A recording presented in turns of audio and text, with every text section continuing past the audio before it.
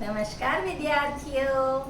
आज हम कक्षा 7 के 5वें पाठ मिठाई वाला का अध्ययन करेंगे। भगवती प्रसाद वाजपेयी जी ने इस पाठ में एक फेरी वाले का जिक्र किया है जो गली गली में घूमकर अपना सामान बेचता है।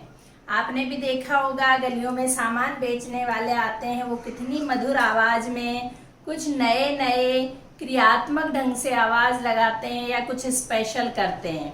जैसे गर्मियों में आइसक्रीम बेचने वाले आते हैं तो वो एक घंटी रखते हैं, उसको बजाते हैं या भोंपू बजाते हैं, तो उससे बच्चे खिंचे चले आते हैं। तो इसी तरह से यहाँ एक फेरी वाले का जिक्र है। बहुत ही मीठे स्वरों में वह गलियों में गाता फिरता था, बच्चों को बहलाने वाला खिलौने वाला, बच्चों को बहलाने वाला खिलौने वाला। तो उसकी मधुर आवाज सुनकर सारे लोग एक तरह से अस्थिर उठते, बेचैन हो उठते। सारी औरतें अपने बच्चों को गोद में उठाती जल्दी से और खिड़की दरवाजों से देखने लगती थी, और बच्चे मचल जाते थे खिलौने लेने के लिए। मुझे ये लेना है, मुझे वो लेना है, और वो अपने खिलौनों की पेटी खोलकर बैठ जाता था। बच्चे खिलौने देखकर बहुत खुश हो जाते थे। वे पैसे लाकर खिलौने लेते और मोल भाव करते, पूछते इचका क्या दाम है, और इचका इस तरह से मोल भाव पूछते, और खिलौने वाला अपने खिलौनों में से उनकी मनपसंद खिलौना, मनपसंद का रंग वाला खिलौना दे करके उन सबको खुश कर देते थे और आगे बढ़ जाता था। ठीक है। राय विजय बहादुर के 2 बच्चे जिनका नाम था चुन्नू और मुन्नू, दोनों खिलौने वाले से खिलौने लेकर घर आए और घर आकर आपस में एक दूसरे से बात करते हैं। चुन्नू बोलता है, ओए देख मेला गोला कैसा है। मुन्नू बोला, अल मेला देख मेला कैसा है। तो उनकी माँ ने कहा, तुम्हें खिलौने कहाँ से आए, तुम्हारे पास किसने दिए? तो बोले, वो खिलौने वाला दे गया है। कितने में दिए? 2 पैसे में। तो रोहिणी उनकी माँ सोचती है कि इतने सस्ते खिलौने कोई कैसे दे सकता है, पर सच्चाई यही है कि दे के गया है। जाने क्यों दे के गया है। रोहिणी के लिए जरा सी बात थी, इसलिए वो इस बात को थोड़े दिनों बाद भूल गई। फिर 6 महीने बाद लोगों में आपस में चर्चा होने लगी कि शहर में एक मुरली वाला आया है और 1 नंबर का उस्ताद है, इतनी अच्छी मुरली बजाता है कि उसका कोई मुकाबला ही नहीं है। दुबला पतला सा है। फिर उसके बारे में बहुत चर्चा होती। तो रोहिणी को उत्सुकता हुई, या किसी ने पूछा कि वो दिखने में कैसा है। तो कहा कि ज़्यादा उम्र तो उसकी है नहीं, वही 30-32 साल का युवक है, और गोरा है, पतला और लंबा है, छरेरे बदन का है। तो कि ये वो पहले वाला जो खिलौने वाला आता था वही तो नहीं है, तुमने जो कदकाठी बताई है उसके अनुसार तो वही लग रहा है। फिर आवाज़ सुनाई दी। रोहिणी जब सोच ही रही थी उसके बारे में तो आवाज़ सुनाई दी, बच्चों को बहलाने वाला मुरलिया वाला, बच्चों को बहलाने वाला मुरलिया वाला। तो इतनी मधुर आवाज़ सुन के सब बेचैन हो उठे। तो रोहिणी ने अपने पति से कहा, पति अखबार पढ़ रहा था, कि जी वो बांसुरी वाला आया है, मुरलिया वाला आया है, उसको जरा रोको, चुन्नू मुन्नू के लिए मुरलिया खरीद लेते हैं। तो उसके पास जो जैसे अखबार पढ़ता हुआ था वैसे पढ़ता हुआ वो गेट पर जाता है और बोलता है, ए मुरली वाले रुक, कैसे दिए मुरली? कि साहब वैसे तो 3-3 पैसे में दी है, पर आपको मैं 2 पैसे में दे दूंगा। तो वो आदमी सोचता है, रोहिणी का पति कितना चालाक आदमी है, ये सबको 2-2 पैसे में ही देता होगा, लेकिन मुझ पे एहसान थोप रहा है। तो फिर कि भाई ये तो तू महंगी दे रहा है, दुनिया को तू ये 2 पैसे में देता होगा, लेकिन मुझे बेवकूफ़ बना रहा है, मुझ पर एहसान लाद रहा है। तो वो बोला कि बाबूजी ये तो दुनिया का दस्तूर है, दुकानदार चाहे कितना भी सस्ता माल दे दे, लेकिन ग्राहक को तो यही लगता है कि मुझे ये लूट रहा है, ठग रहा है। पर आपको क्या बताऊं, खैर 2-2 पैसे में दूंगा।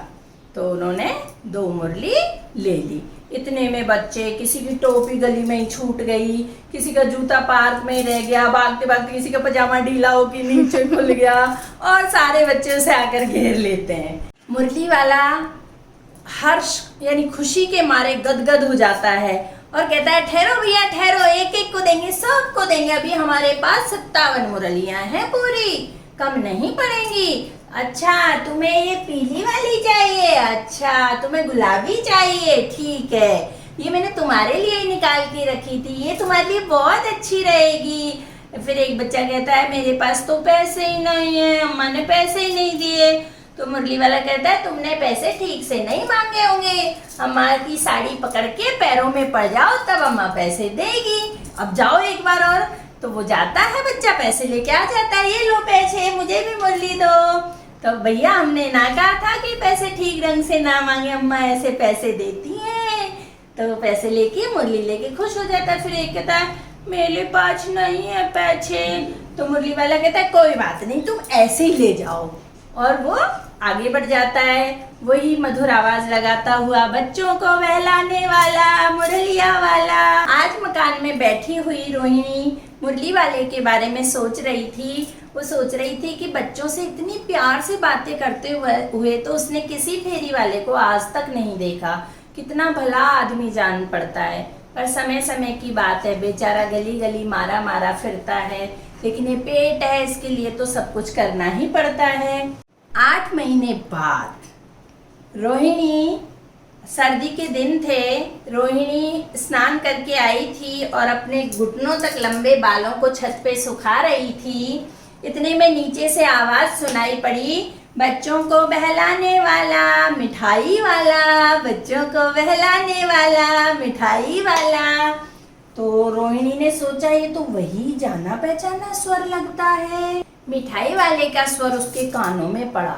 वो छत से नीचे तुरंत दौड़कर आई और दादी माँ को बोली, दादी माँ आप जाकर के उस मिठाई वाले को बैठक में बिठाइए, चुन्नू मुन्नू के लिए मिठाई लेनी है, और मैं ऐसे जाऊंगी तो लोग देख लेंगे, क्योंकि पहले की औरतें किसी पराये पुरुष के सामने बिना पर्दे के नहीं जाती थी। तो वो दादी से कहती, आप मिठाई खरीदना, मैं पर्दे के पीछे वहीं खड़ी रहूंगी। तो दादी ने कहा, अरे मिठाई वाले इधर आ। फिर उसको बिठाया, फिर कहा, कैसे दिए मिठाई? तो वो बोला कि दादी ये बहुत अच्छी मिठाइयाँ हैं, देर तक घुलती नहीं है, बच्चे बड़े चाव से चूसते हैं, रंग बिरंगी हैं, अलग अलग आकार की हैं, और इनसे खांसी भी मिट जाती है। तो कि कैसे दी है? तो मिठाई वाला बोला, 1 पैसे की 16 मिठाई। तो दादी बोली, ये तो बहुत कम दे रहा है, 25 तो दे कम से कम। फिर वो बोला, ना दादी इससे ज्यादा नहीं दे सकता मैं। कि नहीं तो चल 20 ही दे दे, 25 नहीं दे, तो मैं बूढ़ी हो गई, अब मोल भाव मुझसे नहीं होता। कि दादी मैं नहीं दे पाऊंगा 16 से ज्यादा। फिर कि ठीक है। फिर वो पर्दे के पीछे से रोहिणी बोली, दादी बहुत सस्ती दे रहा है, ले लो। तो और वो 4 पैसे वहां से फेंकती है कि 4 पैसे की ले लो। फिर दादी 4 पैसे की मिठाई चुन्नू मुन्नू के लिए खरीद लेती है। फिर रोहिणी दादी से कहती है, क्योंकि औरतें दूसरे पुरुष से डायरेक्ट बात नहीं करती, सीधे बात नहीं करती, किसी को बीच में लेकर माध्यम बनाकर फिर बात करती हैं। तो कहती है कि दादी इससे पूछो कि ये इसी शहर का है या कहीं और से आया है, यहाँ का तो नहीं जान पड़ता। तो दादी कुछ नहीं बोली, उससे पहले उसने आवाज तो सुनी ली थी। तो वो बोला, मैं दूसरे शहर का हूँ, मैं भी बहुत प्रतिष्ठित जमींदार था, बहुत पैसे थे मेरे पास, एक मेरी बीवी थी, 2 मेरे सुंदर सुंदर बच्चे थे जो ऐसे लगते थे बिल्कुल सोने के साक्षात खिलौने हों, लेकिन वो सब मारे गए, और अब मेरे पास कुछ नहीं रहा। पैसे की तो भगवान की दया से कमी नहीं है, लेकिन इन बच्चों में वो सुख पा लेता हूँ मैं। इन बच्चों में मैं सोचता हूँ मेरे बच्चे कहीं ना कहीं तो जन्म लिए ही होंगे, तो क्या पता इन बच्चों में मेरे बच्चे भी हों। तो इन बच्चों की हंसी में, खुशी में, उछलने कूदने में मैं अपने बच्चों की छवि देखता हूँ और एक असीम सुख पा लेता हूँ। तो इस तरह से रोहिणी को उसने सारी बात बताई। इतनी देर में चुन्नू मुन्नू आ जाते हैं, अम्मा मिठाई चाहिए, अम्मा मिठाई चाहिए। तो मिठाई वाला अपनी टोकरी में से निकाल करके उनको एक एक पैकेट थमा देता है। तो चिक के पीछे जो खड़ी थी रोहिणी, पर्दे के पीछे रोहिणी खड़ी थी, वो 2 पैसे वहां से फेंक देती है कि ये लो पैसे। तो कहता है अब मैं पैसे ना लूंगा। दादी कहती है अरे तेरे पैसे तो लेता जा। कि दादी नहीं, मैं अब पैसे नहीं ले सकता। और दादी बोलती तब तक तो वो आगे बढ़ गया, और आगे वही स्वर उसका, बच्चों को बहलाने वाला, मिठाई वाला। इस तरह से हमने इस पाठ में देखा कि भगवती प्रसाद वाजपेयी जी ने फेरी वालों के मन के भाव या फेरी वालों की कौन कौन सी परेशानियां होती हैं, किस किस तरह से वो अपना सामान बेचते हैं, इस सब के बारे में बताया। साथ ही पुराने समय में जो पर्दा प्रथा थी उसके बारे में भी बताया, और आज के समय भी गांव में ये पर्दा प्रथा भी प्रचलित है। महिलाएं पर्दा करती हैं, ससुर जेठ घर के बड़े बुजुर्गों से तो पर्दा करती हैं, साथ ही कोई पराये पुरुष जो होते हैं उनके सामने भी वो घूंघट खोलकर नहीं जाती हैं, वो पर्दे में ही रहती हैं। तो ये पुरानी प्रथा खराब है, वैसे इसको हटना चाहिए, मिटना चाहिए। शहरों में हट चुकी है, अब लोग पढ़ने लिखने लगे हैं, समझदार हो गए हैं, तो धीरे धीरे ये प्रथा भी समाप्त हो जाएगी। धन्यवाद।